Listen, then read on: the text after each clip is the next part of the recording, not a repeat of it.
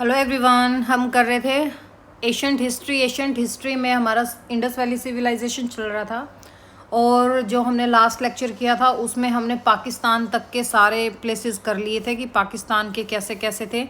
कुछ पोर्शन आज समझते हैं और फिर आगे नोट्स करते हैं। तो समझने के लिए चलो हम स्टार्ट करते हैं अपना। अभी इसमें आज हम देखते हैं कि प्रजातीय संरचना कैसे, कौन कौन सी इसमें प्रजातीय संरचना थी, कौन कौन से लोग इसमें मिले हैं, कौन कौन सी प्रजातियां शामिल हुई हैं।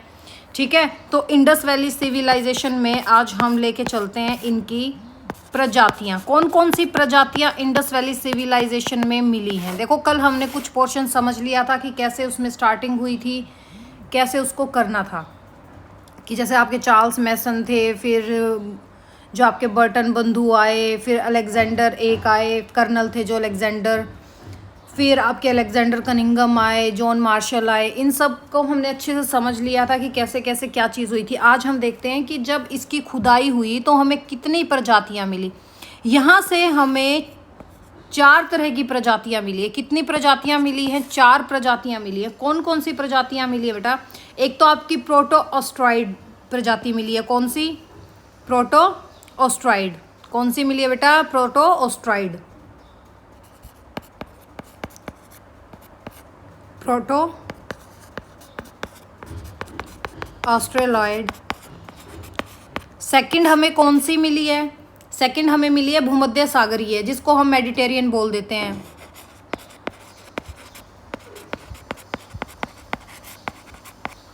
फिर कौन सी मिली है? फिर हमें मिली है अल्पाइन। कौन सी मिली है? अल्पाइन। और चौथी कौन सी मिली है? मंगोलाइड। कौन सी मिली है? मंगोलाइड। ठीक है, 4 जातियां कौन सी मिली है? प्रोटोस्ट्राइड, भूमध्य सागरीय, अल्पाइन और हमें मंगोलाइड मिली है। जो ये हमें जातियां मिली हैं, ये किसके हिसाब से मिली है? जैसे उनके मानव कंकाल जो हमें मिले हैं, जो उन्हें कपाल मिले हैं, उनको देख के हमने अंदाज़ा लगाया कि प्रोटोस्ट्रॉइड, भूमध्य सागरीय और अल्पाइन और मंगोलाइड ये प्रजातियां हमें देखने को मिली। और जो सबसे ज़्यादा मिली है, सबसे ज़्यादा भूमध्य सागरीय मानव कंकाल मिले हैं। सबसे ज़्यादा कौन सी मिले हैं? भूमध्य सागरीय। कौन से मिले बेटा सबसे ज़्यादा? भूमध्य सागरीय। सबसे ज़्यादा हमें ये मिले हैं। ठीक है, और अगर आप साक्ष्यों की बात करें तो सबसे ज़्यादा हमें मिले हैं भूमध्य सागरीय। और मोहनजोदड़ो से भूमध्य सागर प्रजातियों के कितने उदाहरण मिले हैं? मोहनजोदड़ो से मिले हैं 6 एग्जाम्पल। ठीक है, और प्रोटोएस्ट्रॉइड के मिले हैं 3 एग्जाम्पल। और आपके मंगोलाइड और इनके मिले हैं भाई 1-1। तो इसलिए अंदाज़ा लगाया गया कि भाई 4 तरह की प्रजातियां मिली हैं। कंकालों और कपालों का जो विश्लेषण हुआ, जो इनकी जांच हुई इनके ऊपर, कि मानव प्रजातियां 4 शामिल थी: proto Australoid, Mediterranean, Alpine and Mongoloid. इसका जो काल निर्धारण है वो अभी भी भाई इस पे मतभेद, बहुत ज़्यादा मतभेद है कि क्या इसका काल निर्धारण होना चाहिए। जैसे सर जॉन मार्शल थे, इन्होंने जब 1931 में इसको एक पूर्ण सभ्यता घोषित कर दिया था, सर जॉन मार्शल ने,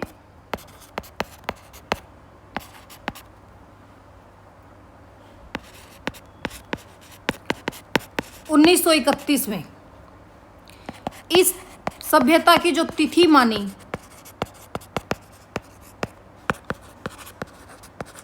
तिथि कह लो, काल निर्धारण कह लो, काल ही कह दो, इस सभ्यता का काल।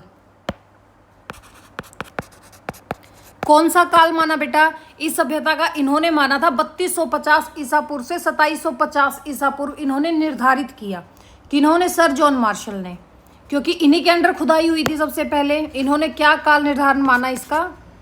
3250 ईसा पूर्व से लेकर 2750 ईसा पूर्व माना इन्होंने। फिर एविडेंस और भी मिलते गए, जैसे आपके भारत के थे डीपी अग्रवाल, ठीक है, यानी कि धर्मपाल अग्रवाल। धर्मपाल अग्रवाल जी ने कार्बन तिथि प्रणाली से, यानी कि जो आपकी कार्बन 14 डेटिंग थी,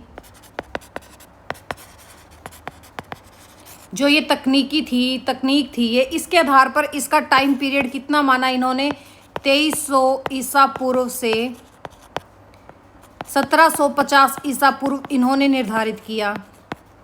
ठीक है, पर अगर आज के हिसाब से हम देखें तो कार्बन तिथि निर्धारण प्रणाली पर ही ये इसकी तिथि आधारित हो चुकी है। बट फिर क्या हुआ, और संशोधन होते गए, वैसे जैसे जैसे संशोधन होते गए इसकी लास्ट में क्या तिथि निर्धारित की गई, 2500 ईसा पूर्व से लेकर 1750 ईसा पूर्व इसकी हमें तिथि, सर्वाधिक मान्य तिथि हम लोगों ने इसकी मानी थी। फिर देखिए, जैसे आपके रॉबर्ट एच ब्रूसविग थे, एक इंसान थे, एक आपके पुरातात्विक सर्वेक्षक थे। कौन? रॉबर्ट एच ब्रूसविग। उन्होंने सिंधु सभ्यता को 3 चरण में डिवाइड कर दिया। 3 चरण बताए इन्होंने, 3 चरण बताए। जैसे पहले कि कौन कौन सा चरण, एक तो फॉर्मेटिव फेज, फिर आपका मैच्योर फेज, फिर लेट फेज, यानी कि निर्माणात्मक चरण।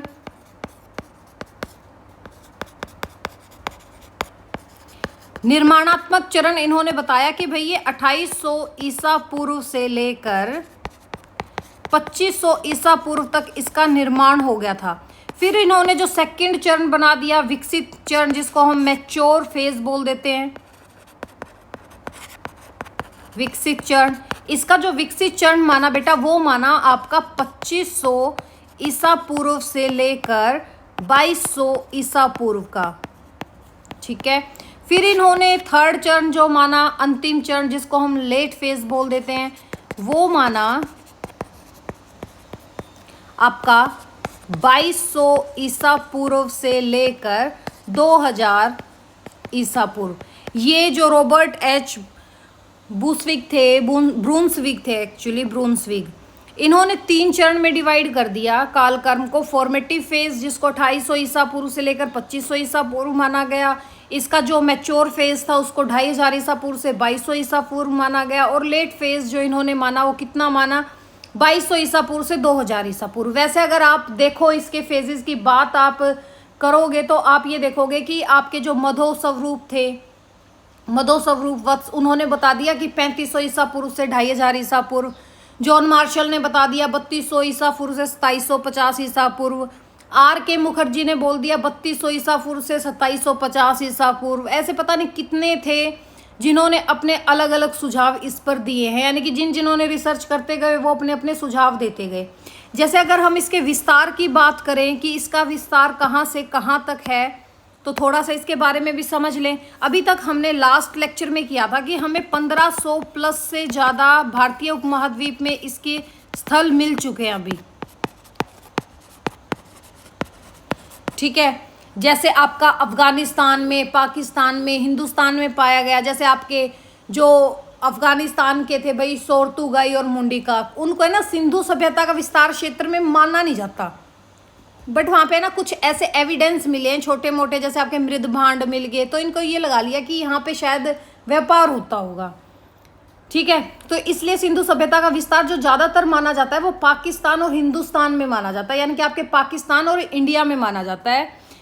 वैसे सिंधु सभ्यता के अंतर्गत अगर आपके पाकिस्तान की बात करेंगे तो हम कह देंगे बलूचिस्तान, पंजाब, सिंध के कुछ भाग, जैसे फिर आपके भारत का जम्मू कश्मीर हो गया, हरियाणा हो गया, राजस्थान हो गया, आपका वेस्टर्न यूपी हो गया, आपका नॉर्दर्न आपका महाराष्ट्र हो गया।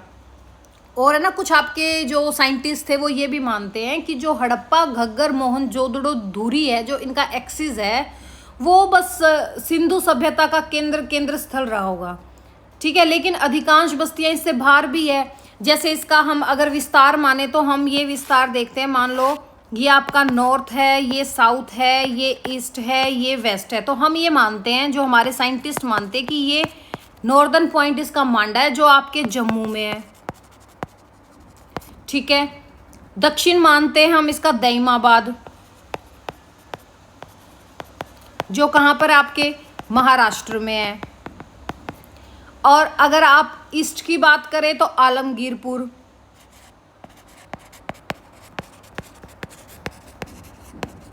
जो आपके यूपी मेरठ में है। और अगर हम बात करें इसके वेस्टर्न पॉइंट की तो हमने माना सूत कांगेडोर जो बलूचिस्तान में है, पाकिस्तान में लगा लो, बलूचिस्तान में लगा लो,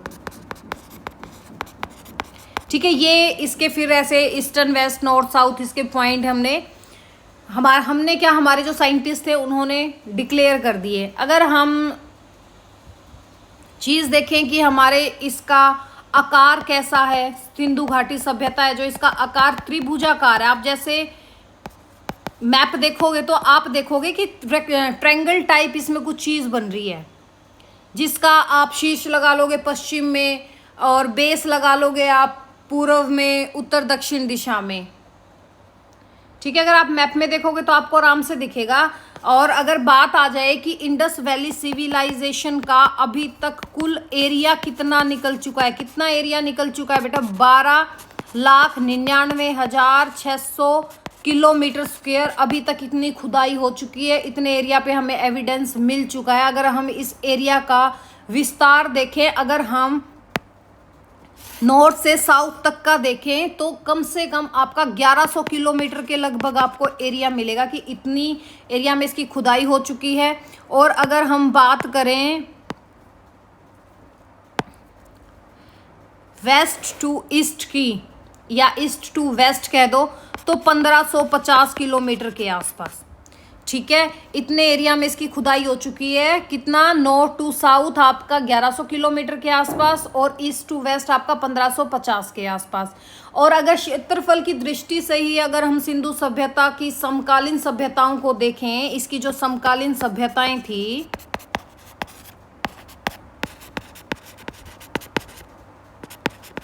कौन कौन सी थी समकालीन सभ्यताएं? एक तो थी आपकी मेसोपोटामिया जिसको आप इराक की सभ्यता बोलते हो,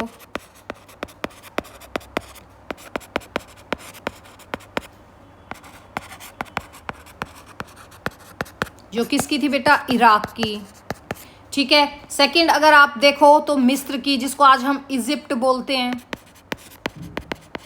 मिस्र की सभ्यता जो मिस्र में ही है, इजिप्ट बोल दो, ठीक है। फिर देखोगे आप चाइना की सभ्यता, चीन की सभ्यता, ठीक है, ये आपके चीन में ही है। ये इसकी समकालीन सभ्यताएं थी। और इन सब सभ्यताओं में से सबसे बड़ी सभ्यता कौन सी थी बेटा, आपकी इंडस वैली सिविलाइजेशन की सभ्यता है। जैसे जो आपकी मेसोपोटामिया की सभ्यता है, इसका जो विकास हुआ है वो किस नदी पर हुआ है, किस नदी के आसपास हुआ है? इसका हुआ है 2 नदी घाटी पे। कौन सा? एक तो आपका दजला जिसको हम टिग्रिस बोल देते हैं, यहां पे लिख देती हूँ इसकी नदियां,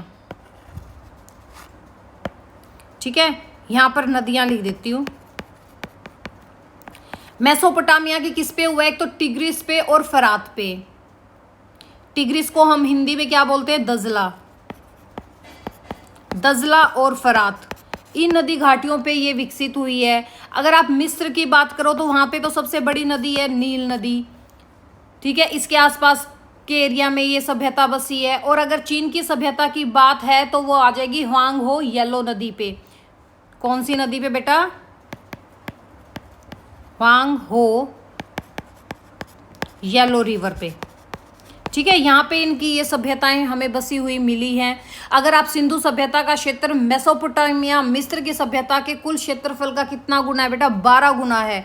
इन दोनों का इंडस वैली सिविलाइजेशन का एरिया कितना बड़ा है बेटा? 12 गुना, 12 गुना बड़ा है इंडस वैली सिविलाइजेशन का। तो आप ये सोच सकते हो कि कितनी बड़ी सभ्यता होगी ये। और अभी तक तो इसके एविडेंस और भी मिलते ही जा रहे हैं। जैसे आपका मैंने अफगानिस्तान वाला तो आपको बता ही दिया था कि जैसे सोर्तुगोई और मुंडीकाक हैं, ये सिंधु सभ्यता के विस्तार क्षेत्र में नहीं आते। क्यों? क्योंकि यहाँ से जो हमें अवशेष मिले हैं, जैसे मृण मूर्तियाँ मिली हैं, मृद भांड मिले हैं या वैद्य मणि मिली हैं, तो इनसे अनुमान लगाया जाता कि ये व्यापारिक पड़ाव या व्यापारिक उपनिवेश थे, बट ये इनके स्थल नहीं थे। फिर अगर आप ये देखो कि भाई इसमें हमें इंडस वैली सिविलाइजेशन के लिए हम कुछ स्टैटिक पॉइंट्स करें तो कैसे थे? फर्स्ट तो आप कर दोगे कि कैसी सभ्यता थी, ये ताम्रपाषाण कह दोगे या इसको हम कह देंगे ये कांस्यकालीन सभ्यता थी, ठीक है। क्यों? क्योंकि एक तो जैसे समकालीन नदी घाटी सभ्यताओं की तरह जो आपकी सिंधु घाटी सभ्यता है ये भी धातुकालीन थी, इसलिए हमने इसको कांस्यकालीन सभ्यता कह दिया। जैसे यहाँ से हमें सोना चांदी, ठीक है, सोना चांदी हो गया आपका, तांबा हो गया, कांस्य हो गया, टीन जिसको हम रांगा भी बोल देते हैं, और सीसा। ये धातुएं मिली हैं हमें भारतीय उपमहाद्वीप में, ठीक है। पर लोहे का इनको ज्ञान नहीं था, क्योंकि लोहा आया था आपके उत्तर वैदिक काल में। उत्तर वैदिक काल के लोग लोहे से परिचित थे। फिर जैसे सेकंड नंबर पे आप कह दोगे सभ्यता कैसी थी, हम कह देंगे भाई नगरीय सभ्यता थी, क्योंकि जो हमें एविडेंस मिले हैं वो नगरीय सभ्यता को शो करते हैं। जैसे उच्च कोटि की नगरीय सभ्यता कह दो इसको, बड़े बड़े नगरों की स्थापना हुई थी। और जैसे सिंधु घाटी सभ्यता है, इसको हम भारतीय उपमहाद्वीप का प्रथम नगरीय क्रांति भी बोल सकते हैं, फर्स्ट अर्बन रिवोल्यूशन। फिर यहाँ पे जो थी सभ्यता वो कैसी थी, प्रजातांत्रिक सभ्यता थी। कैसी थी बेटा, प्रजातांत्रिक सभ्यता थी। हाँ, क्योंकि हमें राजा महाराजा ऐसे कोई एविडेंस नहीं मिले हैं, कोई युद्ध का एविडेंस नहीं मिला है, ठीक है। तो यहाँ पे कैसी सभ्यता मानी गई है भाई, प्रजातांत्रिक सभ्यता थी, क्योंकि खुदाई हुई है तो उसमें कोई राजा का अस्तित्व हमें नहीं पता चला है। हमें क्या क्या मिला है, जैसे विशाल भवन मिले हैं, स्नानागार मिले हैं, अन्नागार मिले हैं। और अगर आप बात करो फिर कैसा और क्या चीज़ थी इसमें, शासन व्यवस्था कैसी थी, केंद्रीयकृत शासन व्यवस्था थी। कैसी थी भाई, केंद्रीयकृत शासन व्यवस्था थी। यहाँ पर कैसी व्यवस्था थी, केंद्रीयकृत शासन व्यवस्था थी। जैसे सत्ता के केंद्रों के रूप में अगर आप हड़प्पा और मोहनजोदड़ो को कह दो, जैसे आपके मार्टिन व्हीलर थे या स्टुअर्ट पिगट थे, इन्होंने क्या कहा कि हड़प्पा और मोहनजोदड़ो सिंधु सभ्यता की 2 राजधानियां हैं, ठीक है। इसमें ही आप मेंशन कर लो चाहे कि किन्होंने कहा कि मार्टिमर व्हीलर और स्टुअर्ट पिगट, ये तो जुड़वा बहनें भी बोलते हैं, पिगट जो स्टुअर्ट पिगट है, इन्होंने जुड़वा बहनों की संज्ञा दी है इसको। ये क्या कहते थे कि हड़प्पा और मोहनजोदड़ो इंडस वैली सिविलाइजेशन की क्या हैं, 2 राजधानी है। किसकी, इंडस वैली सिविलाइजेशन की। किन्होंने कहा, मार्टिन व्हीलर और स्टुअर्ट पिगट ने कहा। फिर देखिए थोड़ा सा और नेक्स्ट पे हम लेना ही पड़ेगा, नेक्स्ट पेज भी। फिर जैसे किस चीज़ पे डिपेंड थी इनकी अर्थव्यवस्था, इनकी अर्थव्यवस्था सबसे ज़्यादा व्यापार प्रधान सभ्यता थी। कैसी थी, व्यापार प्रधान सभ्यता थी। अगर व्यापार प्रधान सभ्यता बोल दिया तो इसका मतलब ये नहीं है कि यहाँ पे कृषि नहीं होती थी। कृषि प्रधान सभ्यता हम नहीं कह सकते, बट कृषि के एविडेंस मिले हैं हमें, पशुपालन के भी एविडेंस मिले हैं। पर सबसे ज़्यादा एविडेंस किसके मिले हैं कि ये वाणिज्यिक उन्नत दशा में था, ये एरिया व्यापार वाणिज्यिक उन्नत दशा में, ठीक है। और अगर हम बात करें फिर और कैसी सभ्यता थी, शांति प्रधान सभ्यता थी, क्योंकि हमें कोई युद्ध के एविडेंस नहीं मिले। और अगर आप धर्म की बात करो तो द्विदेव मूलक धर्म हम इसको बोल सकते हैं। क्या बोल सकते हैं, द्विदेव, यानी कि 2 देवों को मानने वाले मूलक धर्म, ठीक है। जैसे यहाँ पे आपके पशुपति देव की भी पूजा होती थी, मातृ पूजा भी होती थी। और लिपि का ज्ञान इन लोगों को नहीं था। लिपि का ज्ञान तो था, मतलब उस लिपि को हम नहीं पढ़ पाए हैं, ठीक है। लिपि का ज्ञान, कैसी लिपि थी, पिक्टोग्राफ टाइप की, चित्रात्मक थी, ठीक है, जिसको आज तक हम लोग नहीं पढ़ पाए हैं। अगर हम नगर की बात करें तो नगर नियोजन इनका भाई बहुत ज़बरदस्त था। जैसे राजधानी नगर भी मिले हैं, बंदरगाह नगर भी, सीमांत चौकिया भी, ग्राम भी, ये सब मिले। जैसे राजधानी में आप नाम ले लो हड़प्पा पंजाब का, मोहनजोदड़ो का। अगर आप बंदरगाह की बात करोगे तो सूतकांगेडोर हो गया, बालाकोट हो गया, अल्हादिनो हो गया, आपका लुथल हो गया, कुंतासी हो गया। सीमांत चौकियों की बात करोगे तो जैसे सीमांत में आपका कौन सा हो गया, सोरतुगाई हो गया, शाही टुम्प हो गया। अगर ग्राम की जानकारी करोगे तो अभी तक इसका अभाव है। जैसे कुणाल में अगर आप ग्रामीण उसमें ले लो, बनावली, ठीक है, ये आ जाते हैं। नगर नियोजन इनका कैसा था भाई, नगरीय सभ्यता पे था। और वैसा मेसोपोटामिया या मिस्र में भी नहीं मिलता जो एविडेंस हमें यहाँ पे मिले इंडस वैली सिविलाइजेशन में। इनकी नगर विन्यास पद्धति कैसी थी, ग्रिड सिस्टम पे थी। जैसे चेस नहीं होता आपका, चेस बोर्ड, वैसा उस टाइप का था। नगर विन्यास 2 भागों में बटा था। ठीक है। अगर आप नगर विन्यास पद्धति की बात करें बेटा,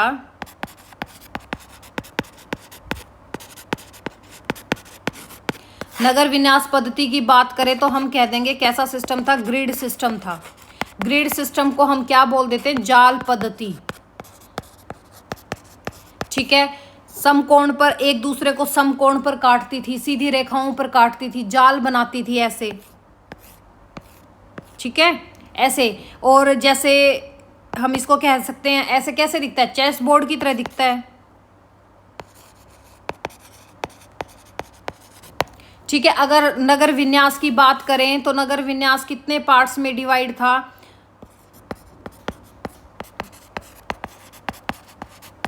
एक एक्सेप्शनल है धोलावीरा, उसको छोड़ देना अभी, धोलावीरा का भी आपको मैं अभी यहीं करवा दूंगी। दो जगह मिले थे, एक तो आपका जिसको हम गढ़ी या दुर्ग बोल देते थे, गढ़ी या दुर्ग, जो ऊंचाई पर होता था।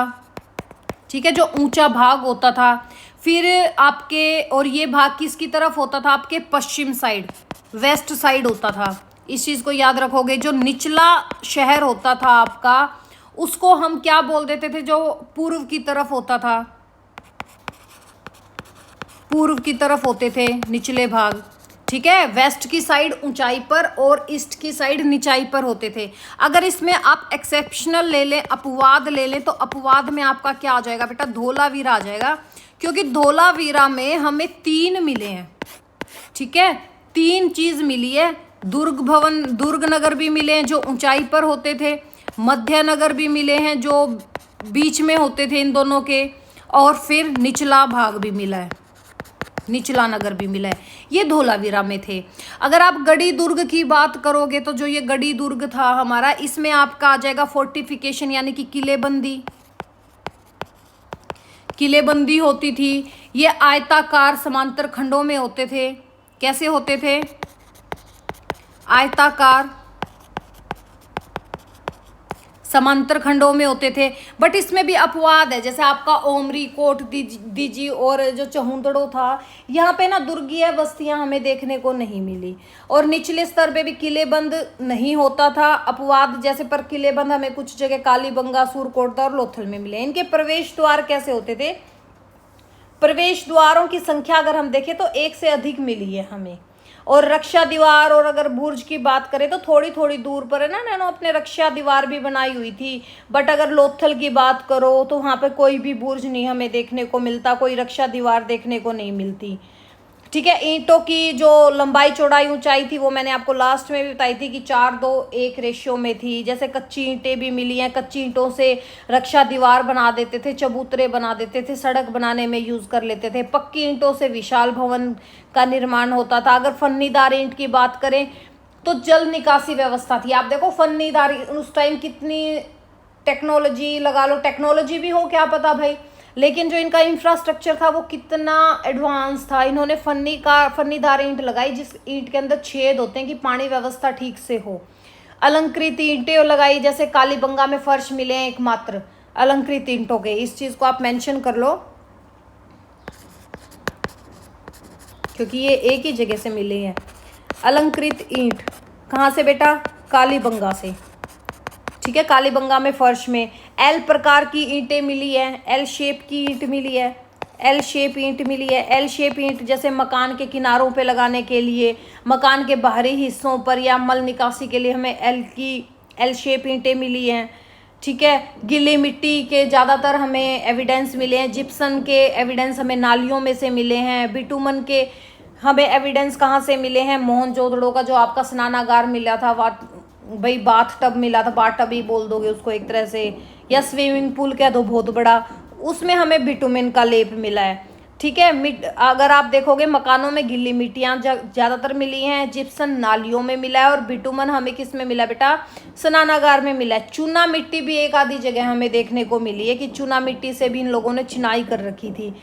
सीमेंट और बालू और सूखा चीना, इसका बहुत ज़्यादा कम अभाव ही देखने को मिला है। जैसे इनका जो भवन निर्माण होता था वो बताया भाई ग्रिड सिस्टम पे था। जो इनके दरवाजे होते थे, जैसे आज का आपका चंडीगढ़ बसा हुआ है, ठीक है, भवन का दरवाजा सहायक सड़कों पर खुलता था, मुख्य सड़कों पर नहीं खुलता था, जो आज का आपका चंडीगढ़ बेस है। कमरे का दरवाजा एक किनारे पर होता था। खिड़की की बात करो तो मोहनजोदड़ो में ही एक ऐसी जगह मिली है जहां से हमें खिड़की के साक्ष्य मिले हैं। ठीक है, मोहनजोदड़ो से खिड़की के साक्ष्य अगर आ जाएं आपको,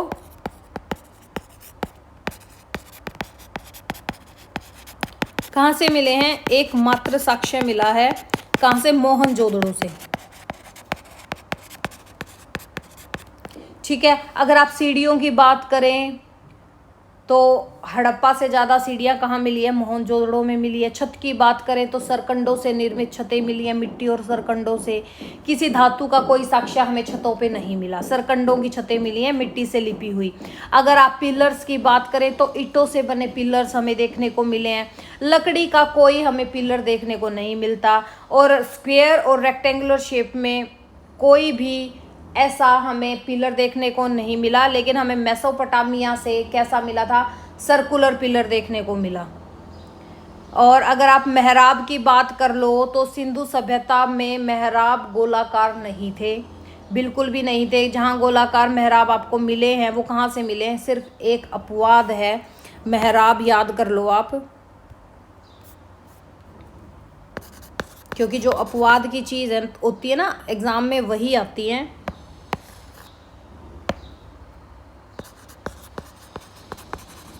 कहीं से नहीं मिले हैं, सिर्फ लोथल से मिले हैं।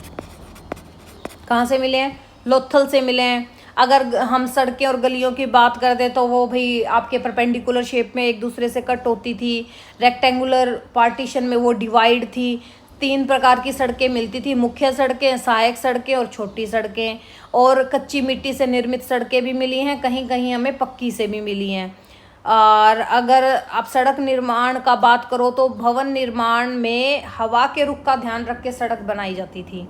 जल निकासी की बात कर लो तो भाई घर, गली, सहायक सड़कों के राजपथ के समानांतर मेन होल की व्यवस्था थी, जैसे हमारा सीवेज सिस्टम होता है। नाले निर्माण में पक्की ईंटों का प्रयोग किया गया था, जिसमें जिप्सन भी आपको देखने को मिला है। कहीं कहीं नालियाँ ढकी भी गई थी फिन, जो आपकी फिनक की होती हैं फनीदार ईंट, उनसे। कोनों की जुड़ाई पे आपको फनीदार ईंट भी मिलेंगी, एल शेप की ईंट भी मिलेंगी। भाई कुएं भी मिले हैं, घरों के अंदर भी कुओं की व्यवस्था थी। पानी खींचने के लिए कुओं पर घिरी का प्रयोग किया गया था। शौचालय भी मिले हैं भाई, एल प्रकार की ईंटें जो मिली हैं वो शौचालयों में भी बनी हैं। पक्के बने हुए शौचालय थे पक्की ईंटों के। अगर सफाई व्यवस्था कर दो तो कूड़ा इकट्ठा करने के लिए मिट्टी के पात्र रखे जाते थे। कहीं कहीं कूड़ा एकत्र करने के लिए गड्ढे भी मिले हैं। प्रकाश व्यवस्था बहुत मतलब इनका अच्छा ढंग था, जैसे मोहनजोदड़ो में देखने को मिला है। जो आपकी गलियां और सड़कें थी उनके किनारों पर है ना पिलर्स बने थे, तो उनसे अनुमान लगा लिया कि जो ये पिलर्स बने हैं ये लैंप पोस्ट थे। अगर आप बड़े नगर और प्रमुख स्थलों की बात कह दो तो अभी तक 1500 के आसपास मिल चुके हैं, जिसमें से आप सिर्फ 9 बड़े नगरों को संज्ञा दे सकते हैं, जैसे आपका मोहनजोदड़ो हो गया, हड़प्पा हो गया, राखीगढ़ी, धोलावीरा, कालीबंगा, बनावली, गनेरीवाला, चहुंदड़ो और लोथल। ये सबसे बड़े मिले हैं हमें अभी तक। ठीक है, आज के लिए इतना समझाया हुआ बहुत है। अब इसके थोड़े नोट्स कर लेते हैं हम लोग, ठीक है, वरना दिमाग में एकदम इतना नहीं घुसता।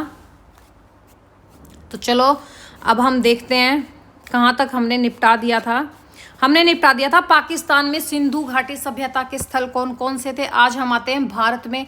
हरियाणा में कौन कौन से स्थल हैं? सबसे पहला राखीगढ़ी, अब तक का सबसे बड़ा हड़प्पा स्थल है।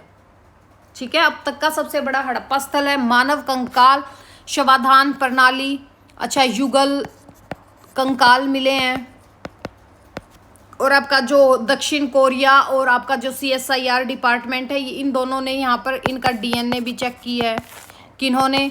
आपका CSIR और साउथ कोरिया ने मिलकर, इनकी लेबोरेटरी में इनके टेस्ट हुए हैं। बनावली, फतेहाबाद में यहाँ पे हमें अग्निकुंड देखने को मिले, हल चलाने के चिन्ह मिले हैं, वृत्ताकार मकान मिले हैं और वैदिक संबंध के भी संकेत हमें देखने को मिले हैं। मिताथल, ये मितथाथल नहीं है बेटा, मिताथल है। मिताथल हमारा भिवानी में है। ताम्रपाषाण और हड़प्पा युगीन अवशेष मिले हैं, हथियार मिले हैं, बर्तन मिले हैं, मृदभांड मिले हैं, कलरफुल मृद भांड मिले हैं, जैसे लाल पे लाल रंग का कुछ कर रखा है, लाल पे काले रंग का कुछ कर रखा है इन्होंने चित्रकारी। कुणाल फतेहाबाद हड़प्पा से भी प्राचीन स्थल है, मिट्टी की मूर्तियां और सोने के आभूषण मिले हैं, तांबे का आभूषण मिला है, पेंडल टाइप नहीं होता ऐसे ताबीज सा मिला है तांबे का। और जुजनी वाला टिब्बा जो आपका सिरसा में है, नालियों के प्रमाण मिले हैं, कच्चे पक्के ईंटों के मकान मिले हैं, सूद से मिले हैं, सूद यमुनानगर से मिले हैं, आपके फरमाना से मिले हैं, ठीक है। और आपके मिताथल हो गया, कुनाल हो गया, जुजनी वाला हो गया, सूद हो गया, फरमाना हो गया, अच्छा आपका भगवानपुर एरिया हो गया। इन एरिया से भी हमें इंडस वैली सिविलाइजेशन के एविडेंस देखने को मिले हैं जगह जगह पे। फिर देखिए नेक्स्ट आ गया हमारा कौन सा, गुजरात। गुजरात में आपका लोथल, भावनगर से याद ना हो तो भाई आप इसको अहमदाबाद भी कर लो, ठीक है। कृत्रिम बंदरगाह था, नाप तोल के यंत्र मिले हैं, गोदाम मनकों की फैक्ट्री मिली है, फारस की यहाँ से हमें मोहर मिली है। और एक्सेप्शनल आपको पीछे बताई दिया था कि मेहराब मिले हैं यहाँ पर, एकमात्र लोथल ऐसी जगह थी जहाँ से मेहराब गोलाकार कुछ ऐसा एरिया मिला है जिसको आप मेहराब बोल देते हो। धोलावीरा जो कच्छ है, ठीक है, 3 भागों में बटा नगर है, जल संचयन प्रणाली मिली है, पत्थर की लेखन सामग्री देखने को मिली है। सरकोटदा भी आपका अहमदाबाद में ही है, ठीक है। घोड़े की हड्डियां मिली, अवशेष मिले हैं घोड़े की हड्डियों के, किलेबंदी मिली हैं, छोटे मकानों के अवशेष मिले हैं। सूतकोटदा जो है आपका, ये आपके इसमें गुजरात में ही है, कच्छ एरिया में, यहाँ से बंदरगाह के प्रमाण मिले हैं, समुद्री व्यापार केंद्र मिले हैं। राजस्थान में आपका जो कालीबंगा है हनुमानगढ़ पे और घग्गर नदी के ऊपर स्थित था, ये हल चलाने के सबसे पहले प्रमाण मिले हैं, जली हुई फसलें मिली हैं, अग्निकुंड मिले हैं, जोड़ा गया जैसे खिलौना नहीं होता, जोड़ा गया हल खिलौने के रूप में मिला है, हल से जोते गए खेत मिले हैं, ठीक है। काली चूड़ियां मिली हैं। कुड़वाड़ा जो है यहाँ से हमें मिट्टी के बर्तन मिले हैं, कृषि के प्रमाण मिले हैं और हड़प्पा संस्कृति की छाप देखने को मिली। अगर पंजाब की बात करो तो आपका रोपड़, जहाँ से शव के साथ जानवरों को दफन किया गया था, ऐसे एविडेंस मिले हैं, यज्ञ दर्पण मिले हैं, मिट्टी के पात्र मिले हैं। कोटला निहंग खान जो आपके पटियाला में, यहाँ से तांबे के औजार मिले हैं और ईंटों की दीवारें मिली हैं। अगर हम यूपी की बात करें तो यूपी में जो आलमगीर जो आपका बिल्कुल ईस्टर्न पॉइंट है, पूर्वी सीमा माना जाता है इसको हड़प्पा सभ्यता की, यहाँ से हमें बटन मनकों के प्रमाण मिले हैं और चीनी मिट्टी के बर्तन मिले हैं। अगर हम बात करें J&K की तो मांडा जम्मू, ठीक है, हड़प्पा का इसको नॉर्दर्न पॉइंट बोला जाता है, ऊन और लकड़ी के उपयोग के संकेत मिले हैं। अगर हम अफगानिस्तान की, जो ये अफगानिस्तान वाले थे आपका सूरतगोई, और ये यहाँ से ना सिर्फ व्यापारिक प्रमाण आप कह सकते हो, जैसे लैपिस लाजुली की खदान जो आपका नीलम का पत्थर होता है, नीला पत्थर होता है, स्थित व्यापारिक केंद्र था। अगर आप एमपी की बात करो तो भीमबेटका से, तो भीमबेटका कहाँ पे है, एमपी में है भीमबेटका की गुफा, यहाँ से हमें पाषाणकालीन चित्रों के साथ साथ हड़प्पा संस्कृति का प्रभाव भी देखने को मिला है।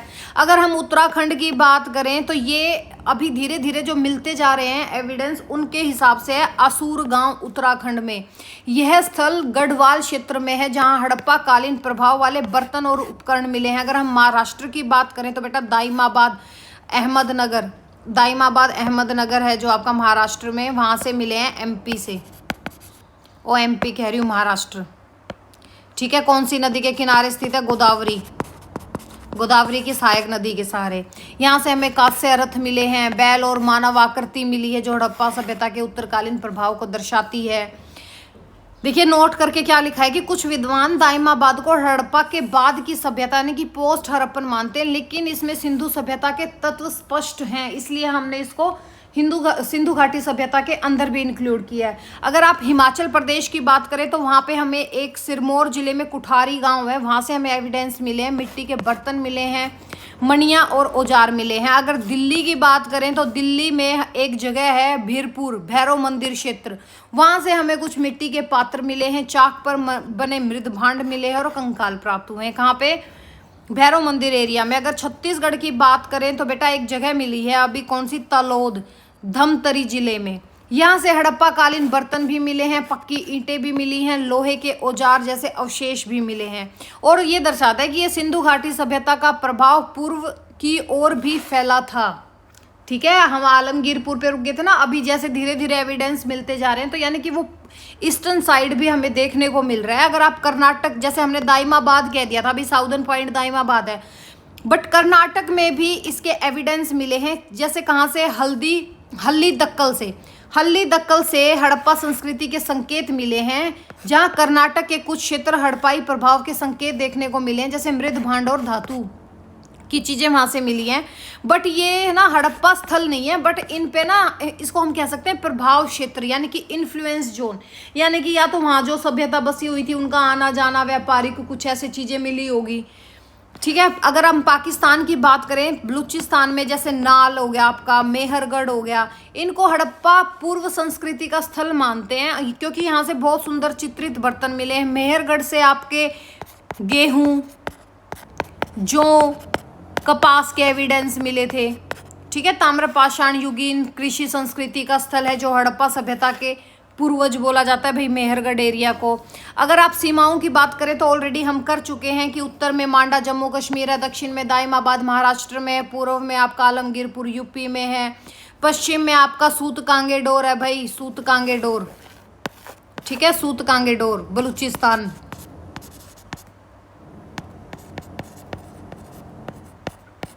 ठीक है, पाकिस्तान बलूचिस्तान कर दो इसको। सिंधु घाटी सभ्यता के 1000 से अधिक स्थल खोजे जा चुके हैं, 1500 से भी अधिक खोजे जा चुके हैं भाई, जिनमें से लगभग 80% हमारे इंडिया में है। अगर हम सील्स की बात करें, मोहरों की बात करें, तो पशुपति की मोहर मिली है, एक श्रृंगी बैल की मिली है, गेंडा की मिली है और हाथी की मिली है।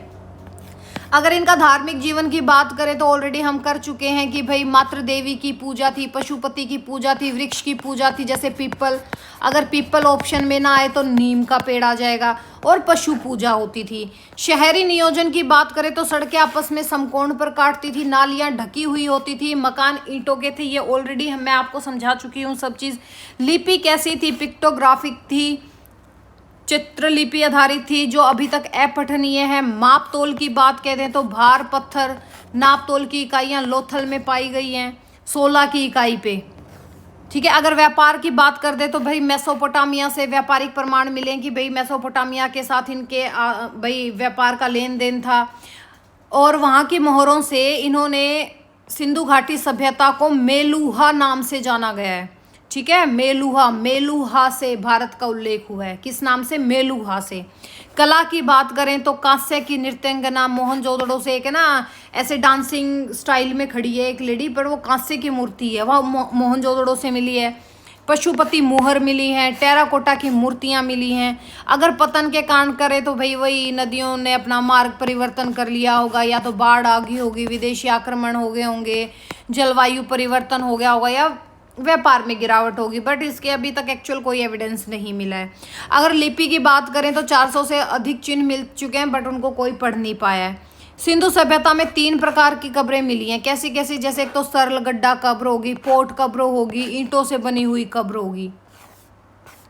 सिंधु सभ्यता के लोग तांबा, कांसा, सीसा, सोना, चांदी, ठीक है, गोमेद, इन सब से परिचित थे, बट लोहे की अनुपस्थिति थी। भोजन इनका गेहूं हो गया, जौ हो गया, चावल, लोथल से प्रमाण मिले हैं, मांस, मछली, दूध का उपयोग होता था। सिंधु सभ्यता लोह पूर्व सभ्यता थी, इसलिए इसे ताम्रपाषाण सभ्यता कहते हैं, कांस्य युगीन सभ्यता कहते हैं। कोई मंदिर का एविडेंस हमें देखने को नहीं मिला है। मातृदेवी की पूजा समाज में स्त्री के महत्व को संकेत देती है। शिव के पूर्व रूप माने जाने वाले पशुपति नाथ की मोहर मोहनजोदड़ो से मिली है। डाइस, डाइस क्या होता है, जो हम सांप सीढ़ी खेलते हैं, लूडो खेलते हैं, पासा जैसी वस्तुएं मिली हैं, उनके मनोरंजन की झलक दिखाता है। सिंधु सभ्यता का सबसे पुराना चक्र कौन सा था, प्राक हड़प्पा, जिसको हम प्री हड़प्पन बोल देते हैं। और अंतिम चरण कौन सा है बेटा, पोस्ट हड़प्पन, धोलावीरा एकमात्र ऐसा स्थल है जहां शिलालेख पत्थर पाए गए हैं। राखी गढ़ी से पुरुष व महिला के कंकाल के साथ दफन अवस्था, वही आपको बताया था ना, युगल जोड़े के कंकाल मिले हैं। और पहली बार डीएनए प्रशिक्षण किया है, किन्होंने किया है? CSIR ने किया है और साउथ कोरिया की लैब में। और टेक्निक कौन सी यूज हुई थी? लेजर टेक्निक का इसमें यूज किया गया था, ठीक है। और कार्बन 14 का भी यूज हुआ है और लेजर टेक्निक का भी यूज हुआ है। लोथल से मिला गोदाम 64 कमरों वाला था। मोहनजोदड़ो में एक महान स्नानागार के फर्श में बिटुमिनस, यानी कि जिसको हम कोलतार भी बोल देते हैं, इस टाइप के एविडेंस मिले हैं। अगर नालियों की बात करें तो नालियों में हमें किसके मिले थे? जिप्सम के मिले थे। जिप्सम के किससे मिले थे? नालियों से। बनावली, बनवाली लिख रखा है हर जगह। बनावली एकमात्र ऐसा स्थल था जहां से उत्तर वैदिक अवशेष प्राप्त हुए हैं। हड़प्पा में मिले भोजन भंडार केंद्र से पता चलता है कि अनाज के भंडार की प्रणाली विकसित थी। चहुंदड़ों में कांच, तांबे के कंगन मिले हैं, बटन, सिक्के जैसी वस्तुएं मिली हैं, कंघी मिली है भाई, लिपस्टिक मिली है, शीशा मिला है, यानी कि श्रृंगार का सामान मिला है, ये याद रख लो, मेकअप का। ठीक है, अब इससे नेक्स्ट करेंगे हम नेक्स्ट लेक्चर में, ख़त्म ही कर देंगे नेक्स्ट में। तो चलो मिलते हैं हम नेक्स्ट में। Thank you, have a nice